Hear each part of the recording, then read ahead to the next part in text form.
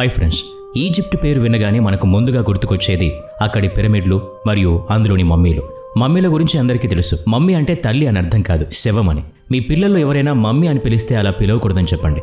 అంతర్గత అవయవాల్ని తొలగించి నాట్రాన్ మరియు రెసిన్తో చికిత్స చేసి పట్టీల్లో చుట్టి ఆచారబద్ధంగా సంరక్షించబడిన మానవుడు లేదా జంతువు యొక్క శరీరాన్ని మమ్మీ అంటారు.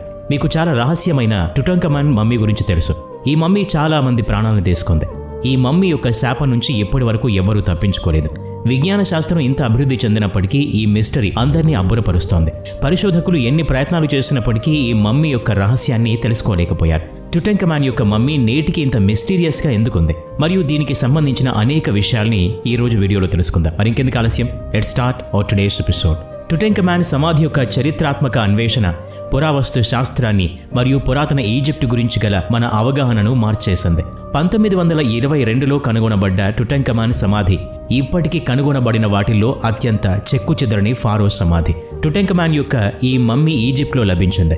1922లో బ్రిటిష్ పురావస్తు శాస్త్రవేత్త అయిన హోవర్డ్ కార్టర్ మరియు తన బృందం ఈ మమ్మీని కనుగొన్నారు. వారు ఈ సమాధిని కనుగొని అందులోకి వెళ్ళినప్పుడు వారు చాలా ఆశ్చర్యానికి లోనయ్యారు.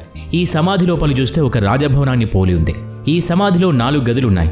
ఈ సమాధి యొక్క 4 గదులు బంగారంతో కప్పబడిన రథాలు మరియు చాలా అద్భుతమైన వస్తువులతో నిండి ఉన్నాయి. విస్తృతంగా చెక్కబడిన అలబాస్టర్ పాత్రలు, పొదగబడిన ఫర్నిచర్, నగలతో సహా టుటంఖమన్ యొక్క వ్యక్తిగత వస్తువుల యొక్క విస్తారమైన శ్రేణి ఉంది. టుటంఖమన్కి చెందిన ఒక విషయం చాలా ఆశ్చర్యపరుస్తుంది.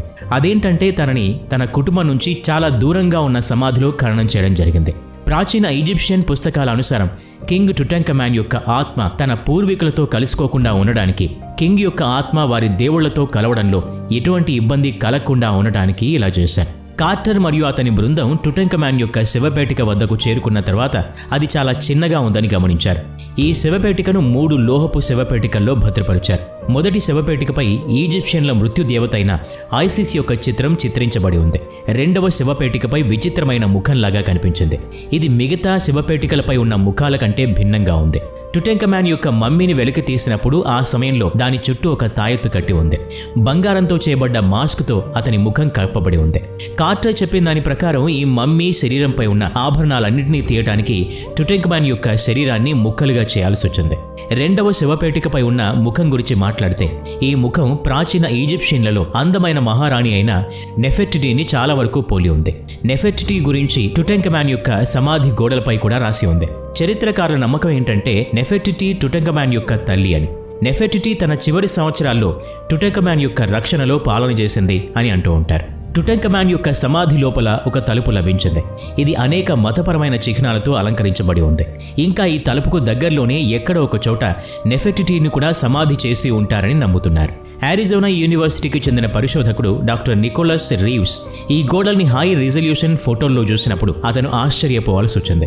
ఈ గోడ యొక్క ఫోటోలో సమాధి యొక్క ఈ గోడల ప్లాస్టర్ వెనుక మరొక రహస్యమైన తలుపు ఉందని చూశాడు. ఈ విషయంతో టుటంఖమన్ సమాధితో పాటు నెఫెర్టిటీ యొక్క సమాధి ఉందనే అభిప్రాయం బలపడింది.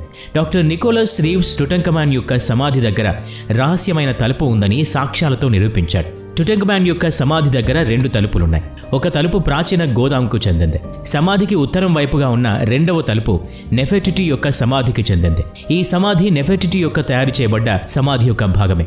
రీవ్స్కి లభించిన ఆధారాల ప్రకారం ఈ పరిశోధనను ముందుకు కొనసాగించారు. 2015 సంవత్సరంలో ప్రచురించబడ్డ డాక్టర్ నికోలస్ రీవ్స్ యొక్క రీసెర్చ్ పేపర్ అయిన బరియల్ ఆఫ్ నెఫెర్టిటీ ప్రకారం రాణి నెఫెర్టిటీ కోసం చిన్న సమాధిని తయారు చేశారు. నెఫెర్టిటీ యొక్క అవశేషాలు కూడా అక్కడే ఉంటాయి. నెఫెర్టిటీ యొక్క అవశేషాలు ఎప్పటి వరకు దొరకలేదు. అయినప్పటికీ వాటిని కనిపెట్టడానికి పరిశోధనలు నేటికీ జరుగుతూ ఉన్నాయి. ఈ పరిశోధనలు విజయవంతమైతే టుటంఖమన్ మరియు మహారాణి నెఫెర్టిటీ మధ్య గల బంధం గురించి కూడా తెలుస్తుంది. ఒకవేళ ఇదే జరిగినట్లయితే చాలా సంవత్సరాల నుంచి పరిశోధకుల మనసుల్ని కలిచివేసిన ప్రశ్నలకు సమాధానాలు లభిస్తాయి. నెఫెర్టిటీ మరియు టుటంఖమన్ మధ్య గల బంధం గురించి అనేక థియరీస్ని చరిత్రకారులు చెప్పారు. కొంతమంది చరిత్రకారుల అభిప్రాయం ప్రకారం నెఫెర్టిటీ టుటంఖమన్ యొక్క తల్లి అని, మరికొంతమంది చరిత్రకారులు నెఫెర్టిటీ టుటంఖమన్ యొక్క ప్రేయసి అని అభిప్రాయపడ్డారు.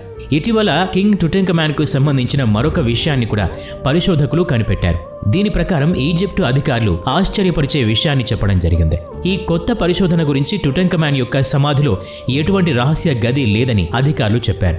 మొదటి పరిశోధన ప్రకారం ఈ సమాధిలో రహస్యపు గది ఉందని ఏదైతే చెప్పారో అది తప్పని చెప్పడం జరిగింది. ఈ విషయాన్ని తెలుసుకున్న తర్వాత మీరు ఖచ్చితంగా ఆందోళన చెందుతారు. అదేంటంటే ఈ మమ్మీని కనిపెట్టిన తర్వాత కార్టర్ మరియు బృందంలోని సభ్యులు ఒక్కొక్కరిగా మరణించడం జరిగింది. అతని తోటి సభ్యులు మరణించడం చూసిన తర్వాత హోవార్డ్ కార్టర్ ఆ మమ్మీని తిరిగి అదే ప్రదేశంలో పెట్టించారు. ఇది జరిగిన కొంతకాలం తర్వాత అంతుచిక్కని వ్యాధి బారిన పడి హోవార్డ్ కార్టర్ కూడా మరణించారు. హోవార్డ్ కార్టర్కు టుటంఖమాన్ మమ్మీ యొక్క శాపం తగిలి ఈ విధంగా జరిగిందని ప్రజలు అభిప్రాయపడ్డారు. హోవార్డ్ కార్టర్ యొక్క బృందంలో ఇతని మరణమే ఆఖరిదే. టుటంఖమాన్ యొక్క మమ్మీ శపించబడిందని ప్రపంచమంతటా వ్యాపించింది. ఇప్పటి వరకు ఈజిప్ట్లో లభించిన మమ్మీలన్నింటిలో టుటంఖమాన్ యొక్క మమ్మీ చాలా ప్రత్యేకమైంది. ఎందుకంటే ఈ సమాధిలో లభించిన ఎముకల నుంచి మొదలు పెడితే ప్రతి ఒక్క వస్తువు చెక్కు చెదరకుండా అలాగే ఉంది. హోవార్డ్ కార్టర్ తర్వాత కామన్స్ అనే పరిశోధకుడు టుటంఖమాన్ మమ్మీ పైన పరిశోధనలు చేశాడు. ఆ పరిశోధనలో భాగంగా ఆయన ఆ సమాధిలోని గోడలు మరియు గదుల్ని పరిశీలించాడు.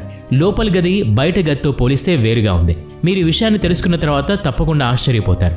అదేంటంటే టుటంఖమాన్ సమాధి చుట్టూ ఉన్న గదుల నిండా విలువైన వస్తువులు, బంగారం ఉన్నాయి.